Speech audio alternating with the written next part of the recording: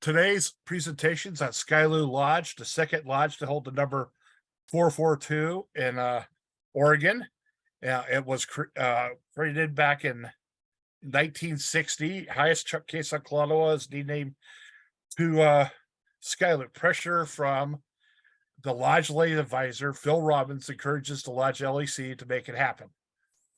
Phil Robbins couldn't pronounce Indian names to save his life. The former national secretary of the Ordero. We had a chapter that protested it and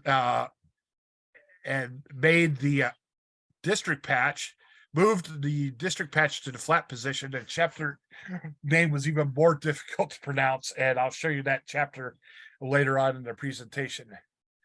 And Skyloo maintained its 2 per life restriction on its regular flap through 1986. The first non-restricted flap was issued in 97.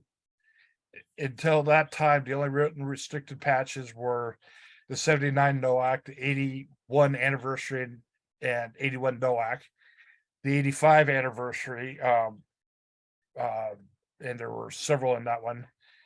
No, there was one in that one. The 86 anniversary, and there was about four or five flaps of that one, and then in 86 NOAC. Skyloo ceased to exist in 1994 when we merged with Costas Lamatine to form Guadalamante 442. I think we had a discussion last week that normally when lodges merge, they take the lower number. In this case, Skyloo wanted to keep the number, and Costas said, okay, as long as we can have the bear. So we said, okay, bear's cooler than a tree. So, we accept those terms. So I'm going to start off with the pies. We had 4 pies in the lodge, P1 and P2. They're really hard. P1 and P2 are really hard to tell. One has kind of a blue background. The other one has a purple background. The crossbars on the 4 go over, under, some say the P2 go over, the P1 go under, and vice versa. But it's really the color of the background, blue versus purple. And then for P3, we added the fleur-de-lis on the bottom, which was pretty much the same design as P1, P2, but we added the fleur-de-lis and was the same size. And then when they ran out of the P3, they came out with the P4. The only problem with the P4 was the manufacturer didn't get the size right. It ended up being about 3/4 of the size of the first 3 pies. And they moved, and as such, to make it work, the manufacturer moved the fleur-de-lis underneath the 442 in the tree.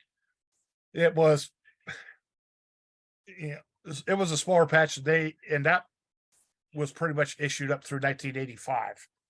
And then we ran out of the pies and we went to a silkscreen neckerchief. On the neckerchiefs, we have 3 event neckerchiefs, which are on the bottom here, which were for the Native American Arts and Crafts Seminar. Yeah, we issued a neckerchief in 1976, 1977, and 1981. So these were issued before the N1 and N2. The N1 currently goes on the market for about $150 to $200. It's pretty hard to come by, and the N2 is scarce. And the difference being is the piping, and they only made 25 of the N2s. The last one was sold to Frank Kern for $1,000. It's one of the rarest items at Skyloo Lodge. And thankfully, I have all 5 of these. Next, I'll share the jacket patches. We have J1A and J1B. And the difference being is purple face versus pink face. And these are Swiss embroidered. J2 is a CD version of the J1. And it's kind of obvious when you get it in your hands that it's a CD. There's been some talk about There's been some Mylar changes in one has a Mylar headdress, but it's just how it reflects in the picture. They ran out of these about 1987, 88. And then they issued the J3, which is this was the jacket patch for the lodge at the merger time.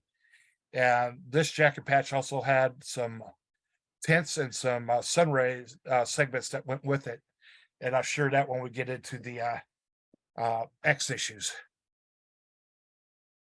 Back in 1992, we instituted the ceremonies jacket patch program because we were so lousy that our ceremonies were so lousy and the kids were reading them out of books and stuff. We wanted to encourage them to memorize the part.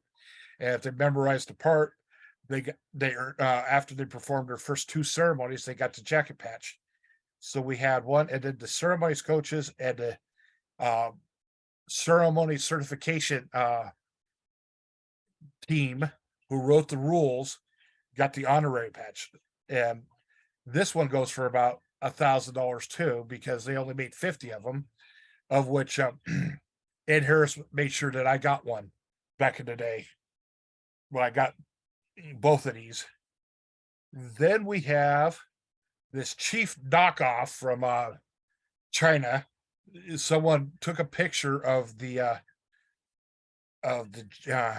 J4, which is the first arrowhead here, and decided that they were going to make a copy because the J4s were going for $200 to $250. So they made a copy of it, and I seen it on eBay, and I said, I reported it, and then I bought this one for made an offer $10 and got it. But it's definitely easy to tell it's a fake, and I bought it for the sole purposes of having it for cataloging purposes and for the blue book and all that stuff. So I kind of enabled this guy, but I bought one, but they were pulled off to eBay after that happened.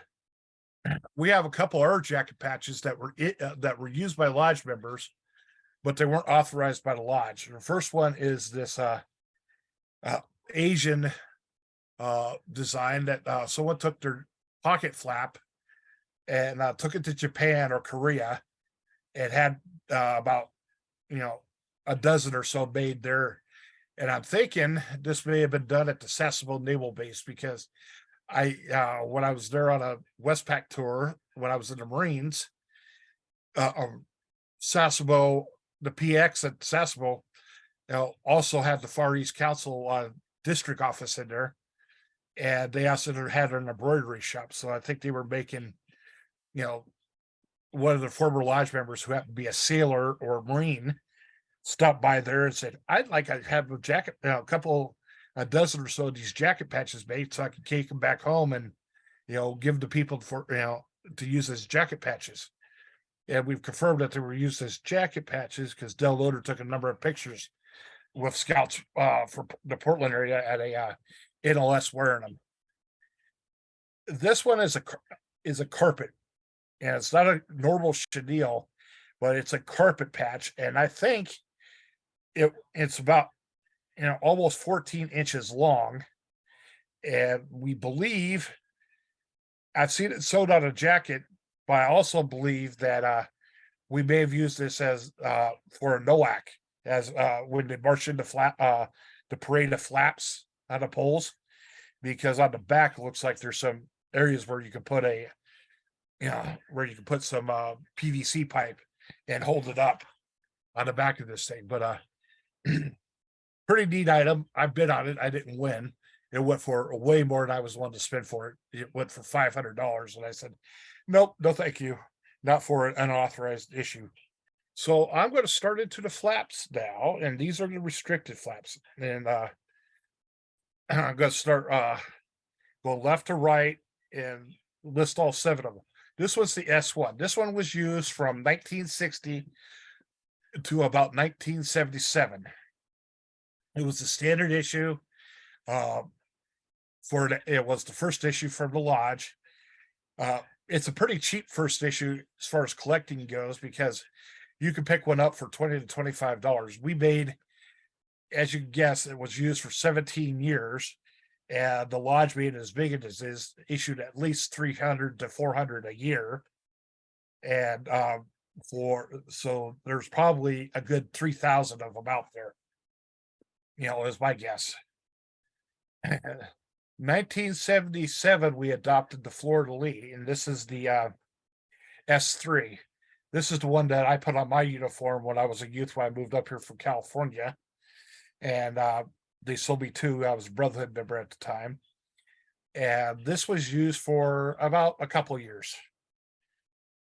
And then we go into the harder restricted issues, these four here.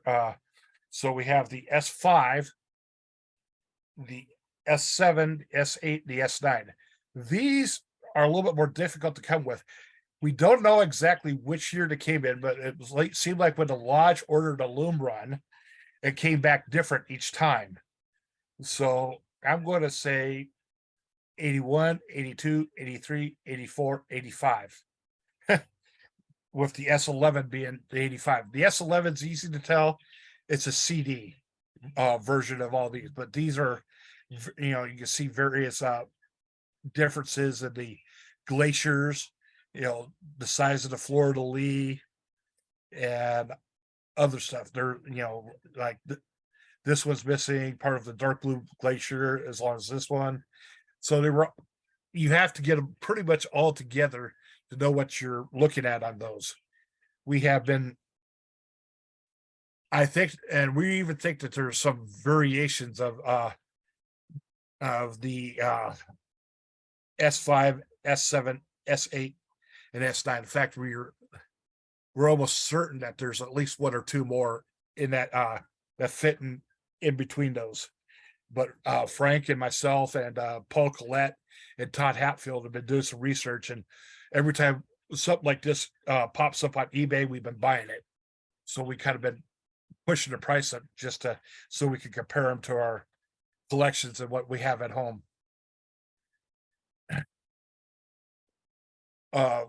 Since we had the 2 per foot life restriction on the flaps, when I came into the lodge and became a lodge officer in the beginning of 1980, I said, we need to have something to trade at NOACs, because up until that time, we had a NOAC flap and we had a 25th anniversary flap. And, for the normal regular collector, those were impossible to get. So in 1980, we issued F1. This was 1 per 8 hour service. So pretty much if you went to all four or five ordeals, you could pick one of these up. And then we had a service weekend. So you can get maybe 6 per year. And then we had a slight designs that went from vertical to horizontal on the F3A and F3B. Also on this one, you can tell the F3A has a darker green tree than the F3B. And then to close out the service flaps, we had the CD version, which was issued up through 1987. And then we did away with that program because we lifted the restriction off of our flaps. Before I get to regular issues, I'm going to go over a few of these other ones. So our first one was the 25th anniversary flap, which was S2. And this was issued in 1975, 76. It was issued with the Hyas chuck HF1 and the Hyas chuck HR1. And it came with monochromatic or some type of special sheet, and they were put in a frame, but they did sell about 100 to 200 of these loose. I haven't got the exact number of how many were loose because everybody from that era has moved on elsewhere. 1981, I was lodge vice chief, and I was in charge of program, and I made sure that we issued a 30th anniversary flap. So the 30th anniversary flap, which happens to be the S6 came out then. Then while I was serving in the Marine Corps in 1986, after I graduated Oregon State University and did my RLTC commitment, we issued the 35th anniversary one. This was the Lodge issue. We called it the whale flap because it's kind of, it almost revels for one of the ugliest pieces I've ever seen, issued as a Lodge flap, but it's a whale flap. And then the council issued the 3 below. Well, and there's a 4th one too that I'll show you shortly. But when the council first issued them, somebody didn't proofread it, the sample, and in fact, they didn't order a sample. They just went off the picture, and somebody missed that they put 422 instead of 442. So, and these were sold in a set with a couple of council CSPs, and they did that. So I ordered a set, and I know 422. So I called Ed Harris. Ed Harris sat there and said, "You're right. We need to get these changed." So then to everybody who ordered the set, they sent the 442. Unfortunately, my mailman made off with mine, so I never got I ended up getting this one off of a trade later on. And this one, I still haven't picked up yet. It's my only hole in my Skyloo collection is this piece right here, which is the silver, the gold Mylar 35th anniversary issue with the corrected number. I think the mailman made off with mine because I was living in Encinitas, California at the time, and it never got to me. I asked Ed about it, and Ed didn't have any more when I moved back up here into Oregon. 1990, we did like every other lodge in the nation did. We issued a 75th anniversary OA anniversary flap, and this is not too hard to get. And the year afterwards, we issued the 40th anniversary flap. So and that one wasn't too hard to get. I'm counting the death flap as an anniversary flap because it's the 44th anniversary of the lodge, and it was our death flap. We issued this in 1994, the beginning in 1994, along with a death flap for Kostas Lamatai and the first official issue of Juan Lamante, which is the X1. Someday, when like they need a month worth of presentations, I will do Juan Lamante Lodge. To go into the non-restricted issues, we didn't have that many non-restricted issues. We had 4. These were issued in 1987, 88, and we used them up through about 1990. And the difference being is that this one's a dark green tree versus a light green tree. Then in about 1990, we went back to the standard Skyloo design. We shifted the mountain over a little bit and made the fleur-de-lis red instead of gold and yellow, and we issued these 2. The difference between these 2 is this one has a cloth back and this one has a plastic back. So we called this one S21A, S21B. And those were the only 4 non-restricted flaps ever issued, regular flaps issued by Skyloo Lodge. We had several NOAC issues.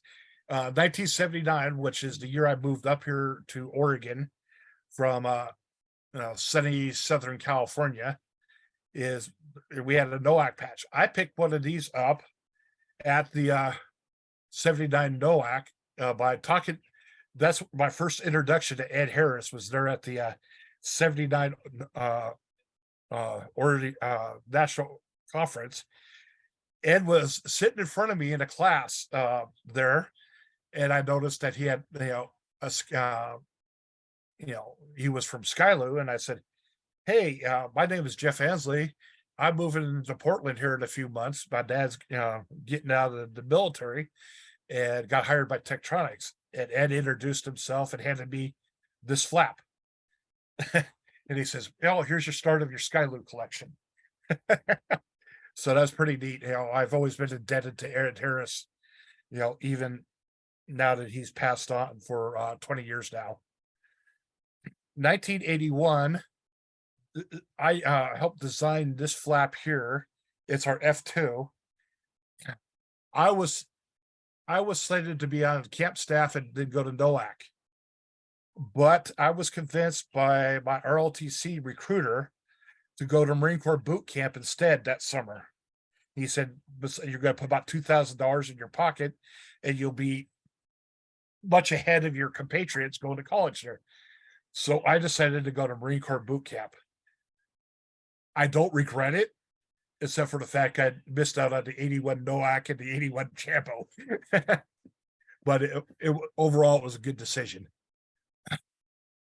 86, we issued a NOAC patch. I picked this one up at trade after the NOAC. I was in the Marine Corps and I happened to be on a ship at the time, so I couldn't go to NOAC. So that was issued in 96. It uses the standard Skyloo design. In 1988, we did another. We kept it with the tradition, keeping on with NOAC flaps ever since 96. We skipped to 83 because I was in college and didn't have time to design a flap for NOAC in 1983 for that NOAC. I kind of think this was one of our better looking NOAC flaps. I kind of like the stylish design of it, but it was 1988 when we went to Colorado Springs, and I picked this one up on the road. I was a paraprofessional at Blue Mountain Council at the time, so I was also the lodge lay advisor, for about a year. So I went to NOAC with Walmukin Lodge out of Kennewick, Washington. 1990, we didn't get too creative on the NOAC flap. We basically used the same design we did for the 75th anniversary flap, and then put NOAC on it. But so we issued, that patch for our NOAC. 92, we decided that since everybody was issuing sets now, we decided to go with a 3-piece set, a 3-flap set. The S27 was the trader issue. The S28 was the delegate issue, and the S29 was a staff advisor issue. So the advisors and the people who went back on staff wore the yellow border. They all Ed also had used about 100 of them to sell in sets for a fundraiser. And during the years, we had a smattering of issues, which most of these range in the upper dollar thing. When Ed started putting on the Greater Rees and Columbia Pacific, Cascade Pacific Council, he went back and created a flap for the first for the auction, celebrating the first ordeal at Camp Allard back in 1950, and and this flap was sold over the counter for $50, or you could donate $50 worth of trading material to it. So that one came out, and it was a big hit. You can get them for probably about $20 or so now. This one was celebrating our first Ian or Goodman Camping Award in 1991, and we mass produced. We made about 500 of them, and anybody in the lodge could buy them. This one we made 100 of. It was for the Lodge LOTC. There's this one's one of the more expensive flaps in the lodge. Ranges from $100 to $200. You might get lucky and find one at a cheap price, but every one that I've seen for under $100, I've been trying to buy up for my trade stock, because I know it's worth more than it's worth $100. And Doug Burrs accidentally had one in his traveling bins for $30, and I said, "Doug, you sure?" And he goes, "Well," he said, "I mismarked it, but you grabbed it, so it's $30 to you." So this celebrated the lodge funded and built an Indian village up on Scudder's Mountain back in 1992, and we made kind of wooden teepees, and we painted them with Indian art and all that stuff. And unfortunately, this when they sold Scudder's Mountain about 5 years ago, all these were destroyed. They didn't keep them. So unfortunately, these were destroyed. But I always liked this flap as well. I thought it was a neat flap. You notice we stuck the Lodge totem in there, behind the teepees. The 1993, Skyloo issued its only jamboree flap. And this flap kind of fit underneath the, when you put it together with the CSP, they kind of interlocked there. But we issued this flap. It looks the same as the Costash flap, kind of. But we issued this thing, or the same shape as the Costash flap. This was authorized by the scout executive, who at that time, Costash and Skyloo were operated as two lodges within the same council.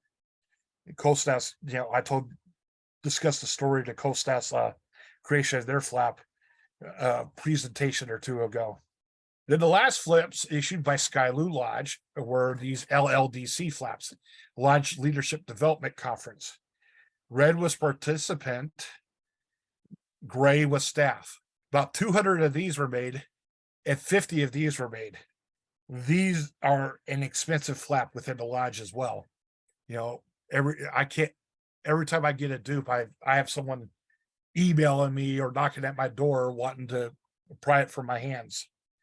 But pretty important flap in the lodge. To go on, I'm just a sampling of our odd shapes. I'm missing 2 in here. I have them in my collection, but I just ran out of time at getting them in here. This was our first odd shape, X1. There's an A and a B, the difference being in the blue embroidery. One's darker than the other. I talked about that jacket patch, that yellow and blue jacket patch that we had that's called J3. These are the tints that went on it and the sun rays that went on it. So for a while we didn't issue event patches. So if you were at a Lingamat, you got the Lingamat tent to go on there. You served ceremonies, you did ceremonies. Ordeal master, advisor, kit promotions. Then we had the lodge officer, fellowship, service weekend, and Indian seminar. So this was kind of like events that we did, and this was kind of like offices and positions. And then when we came out with the J4, we had so the PO stands for pre-ordeal. This is the straight arrow without the bars is for ordeal ceremony. With the bars is for the brotherhood ceremony, and bars of triangle were for vigil ceremony. I owned a whole block, but I officially earned this one by doing a vigil. One day, I was the only vigil. I was the youngest vigil available for a vigil weekend one time, and that was amazing. I was in my 30s at the time, and they said, "Well, we need the youngest vigil to do the vigil ceremony." I said, and we looked around, and I was pointing to another guy, and he says, "No, I'm a month older than you, Jeff. You're the youngest." And I said, "Oh man!" So I spent the whole week memorizing the vigil chief ceremony, so I could do vigil that week, do the vigil ceremony that weekend. One of the only times that an adult's allowed to do a ceremony is the vigil ceremony, for lack of youth. We did have 2 chenille prototypes. These things are expensive. They've gone for 1,500 plus at auctions. We have the first one, which we only know of one in existence, and then there were 5 of the YC2s. Rumor had it there was a pin that went, a prototype pin that went with it, but none of us have been able to locate it. But Frank Kern owns both of these. We had event patches, a few, just a smattering of. We had Native American Arts and Crafts Seminar. We issued a patch in 77 and 81. Then we skipped all the way to 1991. So for about 8 years, for 10 years, we didn't issue the Indian Seminar patch, we used those segments that went into jacket patch for that. Our Spring Fellowship was this patch in 1982. And then our last event patch that we issued at Skyloo Lodge was this one, This one was the participation award, which is, by the way, one of the more expensive participation event patches in Skyloo Lodge for some because not everybody went and collected theirs, and then a lot of people lost theirs because they didn't make it home or whatever. At the beginning of my presentation, I mentioned that Yamhill District did a protest about the name change. So Phil Robbins had a hard time pronouncing the Hyas Chuck case on Klatawa. This one was Siwash Chuck Klatawa Ilahi. He really had a tough time pronouncing that one. But this one was originally designed as a district patch, and it became a chapter flap in 1960-61. And they used this for about 3-4 years. And I do have picture proof, and Frank has, and other collectors have picture proof of boys from that chapter wearing it on their pocket, on their pocket flap position instead of the lodge flap. Nicomas made a chapter piece as well. This one was typically sewn on a black neckerchief. So it's, some people call it an X, some people call it a pie, but this was for their chapter. Pioneer chapter, which was a neighboring chapter, issued this piece in 1981. It was designed as it was supposed to be a camp repatch, but it ended up being a chapter patch that they used for about 5 or 6 years until they ran out. Thunderbird issued a chapter patch as well. This was actually a 3-inch patch, and they positioned it underneath the pocket flap in the on the pocket position of their uniforms back then. There was only about 100 or so of these made. One of the only event issues from Skyloo Lodge, I think Yamhill District made a couple as well, but Y East District. This one was just discovered about 2 months ago. And they also made a staff issue, which I have in my collection, but I didn't picture here. And the staff issue they made 25 of, and I've already been offered money on my staff one, and I said, not for sale. I've been offered 3 figures for it, and I said no. That's because it's in my Skyloo collection. The lodge as well issued a couple of neckerchief slides, a bolo, and a buckle back in the days. And this is a really nice slide. It took me several years to get one of these. I'm still chasing the bolo tie, but I got the both slides and the buckle. Some of the other stuff, the most expensive pin in the lodge is this one right here, issued during the 1976 Native American Arts and Crafts Seminar.